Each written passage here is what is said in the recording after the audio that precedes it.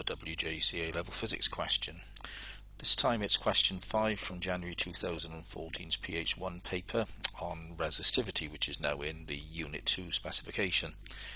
The question is about a resistance strain gauge, and it tells us that this is a device used to detect very small changes in structures such as buildings and bridges. It consists of a very fine wire glued onto a thin plastic sheet.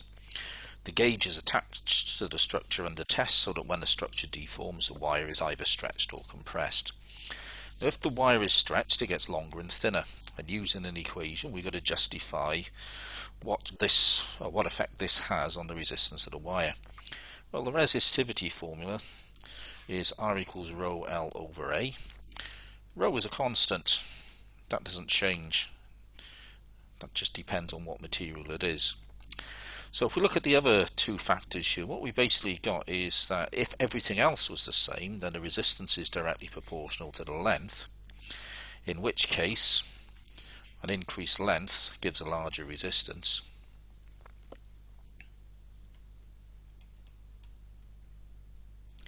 And also, if the length is kept constant, the cross-sectional area is the resistance is inversely proportional to the cross-sectional area. So a thinner wire, again, gives a larger resistance. I should put resistance on the last bit.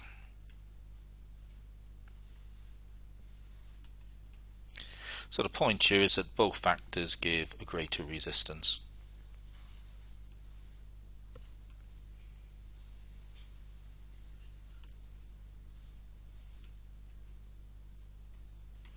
For the next part of the question, we've got a diagram of a typical strain gauge. We're told that the wire's got a circular cross-section as arranged in a zigzag pattern.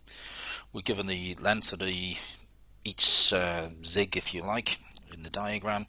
We're given the diameter as 1.75 times 10 to the minus 5 meters, and the resistivity is 7 times 10 to the minus 8 ohm meters.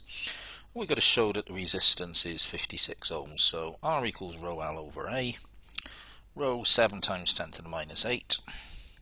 The length 3.2 centimeters, so we're going to turn that into meters.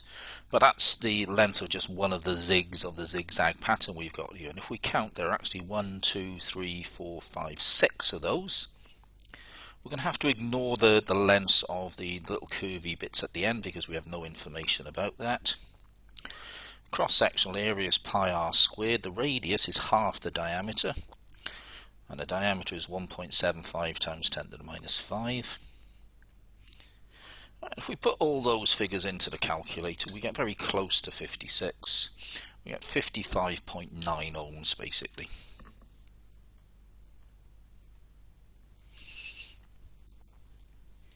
Next, we've got to calculate the change in length needed to produce a 0.1% variation in resistance in the strain gauge, and we're ignoring any changes in cross-sectional area.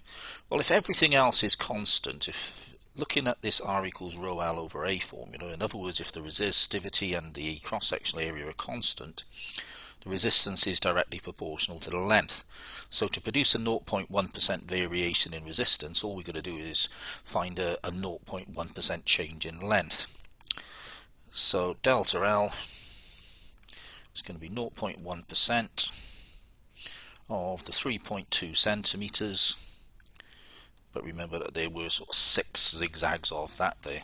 If we put those numbers into the calculator, we end up with 0.0192 centimeters, or if we're going to work in meters, we got 1.92 times 10 to the minus 4. Finally, we've got to suggest why it's beneficial for the wire to be arranged in a zigzag pattern. That's basically so that we can have a long length in a relatively small area.